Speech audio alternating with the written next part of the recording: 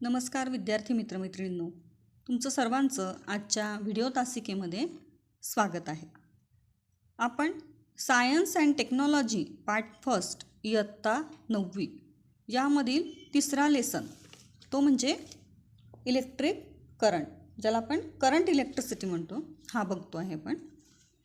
तर या लेसनमध्ये current electricity या लेसनमध्ये आपण मागच्या पिरियडला बघितलं की फ्री इलेक्ट्रॉन्स म्हणजे काय, त्यानंतर current flowing through a wire हा सुद्धा आपण टॉपिक बघितला. त्यानंतर इलेक्ट्रिक करंट म्हणजे काय हे सुद्धा आपण बघितलं.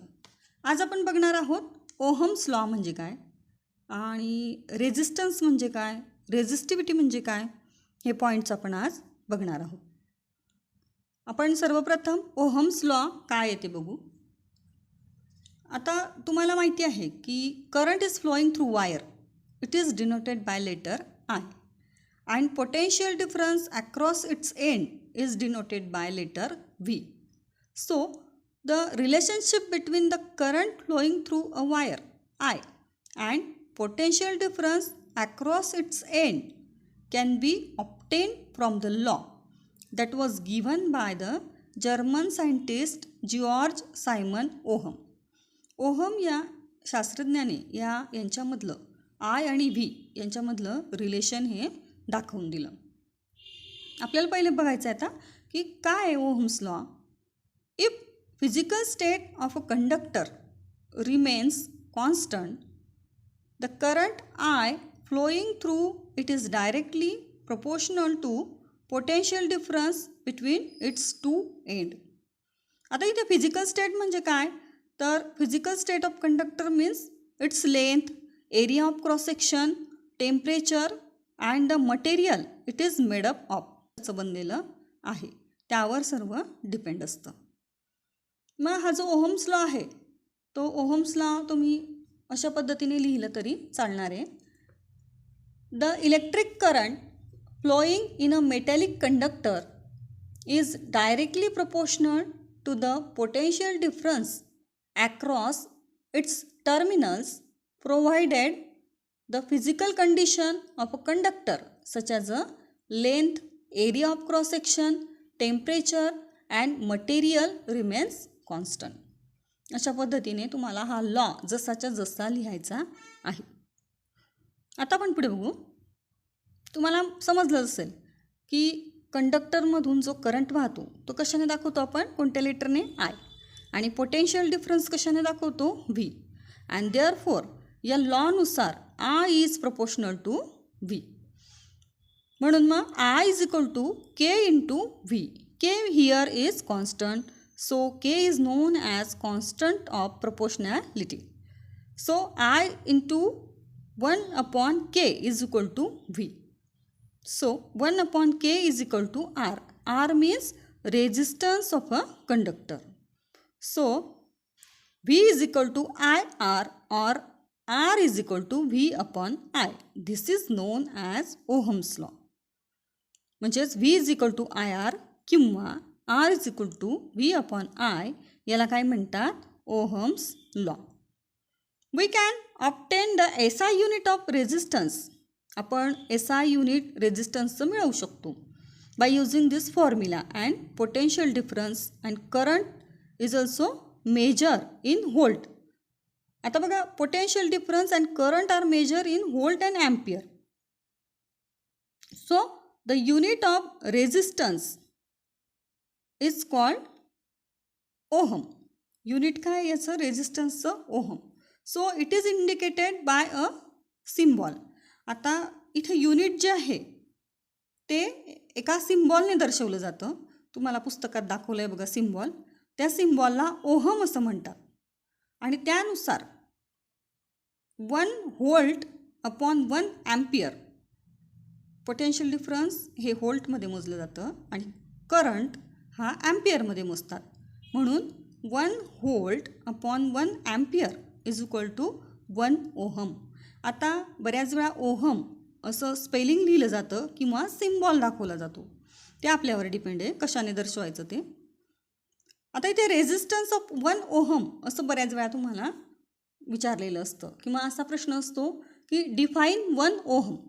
मग त्यावेळेस तुम्ही अशा पद्धतीने लिहायचं आहे, if 1 ampere current flows through a conductor when 1 volt potential difference is applied across it and its resistance is 1 ohm.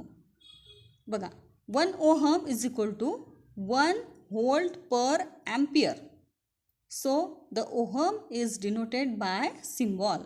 तुम्हाला माहिती आहे सिम्बॉल दाखवला आणि म्हणूनच आपण आता बघितलं होतं की 1 ohm is equal to 1 volt upon 1 ampere.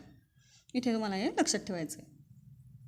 आता पुढे आपण बघणार आहोत की रेझिस्टन्स म्हणजे काय आणि रेझिस्टिव्हिटी ऑफ कंडक्टर म्हणजे काय. आपण फ्री इलेक्ट्रॉन्स म्हणजे काय बघितलं होतं. हे जे फ्री इलेक्ट्रॉन्स आहेत they are large in number, they are present in the conductor.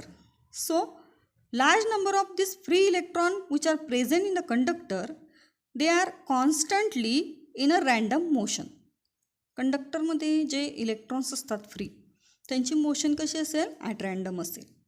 आणि त्याच्यामुळे when a potential difference is applied, जेव्हा पोटेन्शियल डिफरन्स हे अप्लाय केलं जातं between the 2 end of the conductor, जेव्हा कंडक्टरच्या 2 एंडमध्ये पोटेन्शियल डिफरन्स हे अप्लाइड करू आपण, तेव्हा this electron start moving from the end of lower potential to the end of higher potential.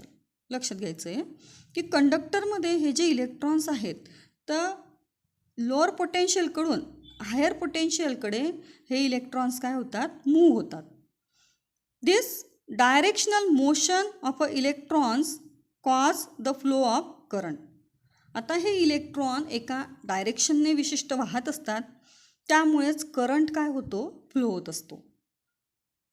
Moving electrons strike the atom and ions which lie along their path. आता हे जे electrons आहे हे move जेव्हा होत असतात म्हणजे जेव्हा त्यांची हालचाल होत असते तेव्हा ते आदळले जातात. कोणावर आदळले जातात, तर ॲटम्स आणि आयन्स, जे त्यांच्या इलेक्ट्रॉन्सच्या मार्गामध्ये जे आयन्स आणि ॲटम येतात त्यांच्यावर त्यांचं कोलिजन होतं. कोलिजन म्हणजे काय, आदळणे. And such collision cause hindrance to the flow of electrons and oppose the current. This hindrance is called as the resistance of the conductor. हे जे इलेक्ट्रॉन्स आहे हे जे मूव्ह होत असतात त्यांची जी मोशन आहे ही काय होते, कमी जास्त होत असते किंवा त्यांची जी मोशन आहे त्याच्यामध्ये अडथळा येत असतो. आणि हे जे अडथळा आहे या अडथळ्यामुळे काय निर्माण होतो, रेझिस्टन्स निर्माण होतो. म्हणून पुन्हा बघा, moving electrons strike the atom and ions which lie along their path and such collision cause hindrance to flow of the electrons and oppose the current. This hindrance is called the resistance of a conductor. यालाच काय म्हणता, resistance of conductor. तुम्हाला बऱ्याच वेळा what is resistance विचारलं जाईल किंवा what is electric resistance विचारलं जाईल, तेव्हा तुम्ही मी सांगितलं त्या पद्धतीने लिहायचं आहे. बऱ्याच वेळा इलेक्ट्रिक रेझिस्टन्स म्हणजे काय हे विद्यार्थी थोडं वेगळ्या लँग्वेजमध्ये लिहितात, ते सुद्धा चालू शकतं. उदाहरणार्थ, the property of a conductor due to which it opposes the flow of current through it is called as a resistance. अशा पद्धतीने पण लिहिलं तरी चालणार आहे. And it is numerically equal to the ratio of the potential difference across its ends to the current flowing through it. हे तुम्हाला लक्षात ठेवायचं आहे. म्हणून the reciprocal of resistance is called as a conductance.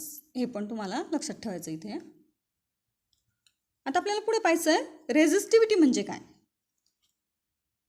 आता ही जी रेझिस्टिव्हिटी आहे, the resistivity of a conductor is the resistance of a conductor of unit length and unit area of cross section. इथे length ही एलने दाखवतात, unit area of cross section हे एने दाखवलं जातं. So if the resistance of a conductor is R, resistance आपण R या लेटरने दाखवतो, म्हणून R is proportional to L and also R is proportional to 1/A. आता हे जे दोघी आहे या दोघींपासून आपल्याला काय मिळेल? R is proportional to L/A and therefore R is equal to rho into L/A. rho म्हणजे जे चिन्ह दाखवलं आहे तुम्हाला ते. So the rho is constant of proportionality and it is called as a resistivity of the material. Resistivity ही जी आहे मटेरियलची ही वेगवेगळी असेल. तुम्हाला पुस्तकात दिलं आहे बघा, कॉपर नंतर डायमंड या दोघांची रेझिस्टिव्हिटी ही वेगवेगळी आहे. आणि दुसरं कोणतं मटेरियल वापरलं तर त्याचीसुद्धा ही रेझिस्टिव्हिटी वेगवेगळी असेल. SI unit is ohm metre. रेझिस्टिव्हिटीचं जे युनिट आहे ते काय आहे? Ohm metre. आणि प्रत्येक मटेरियलसाठी हे काय असेल? रेझिस्टिव्हिटी वेगवेगळी असेल. तुम्हाला पुढे आता बघा इलेक्ट्रिक सर्किट दाखवलेलं आहे. हे जे इलेक्ट्रिक सर्किट दाखवलं आहे तुम्हाला त्याच्यामध्ये ॲमीटर त्याच्यानंतर व्होल्टमीटर हे सर्व जोडलेलं तुम्हाला दिसत असेल. तर हे जे इक्विपमेंट्स आहे तसं सेल पण आहे बघा, इलेक्ट्रिक सेल. हे जे इक्विपमेंट्स आहे हे सर्व जोडून जे एक डायग्रॅमॅटिक रिप्रेझेंटेशन तयार होतं त्यालाच इलेक्ट्रिकल सर्किट म्हणतात किंवा आपण त्याला म्हणतो सर्किट डायग्रॅम. तर तुम्हाला प्रश्न विचारला जातो बऱ्याच वेळा की what is a circuit diagram? A diagram which indicates how different components in a circuit are connected using the electrical symbols for the components is called as a circuit diagram.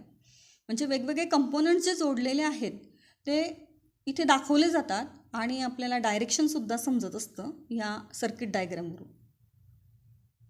या circuit diagram जी आहे ती फिगरने दाखवली जाते बघा. नेहमी त्याची figure काढली जाते आणि जर आपल्याला एखाद्या याची सर्किट डायग्रॅम आपल्या जवळ असेल तर आपण इझिली कनेक्शन हे करू शकतो. तुम्हाला 3.5 डायग्रॅममध्ये दाखवलेलं आहे. ती डायग्रॅम जी आहे ती इलेक्ट्रिकल सर्किटची आहे.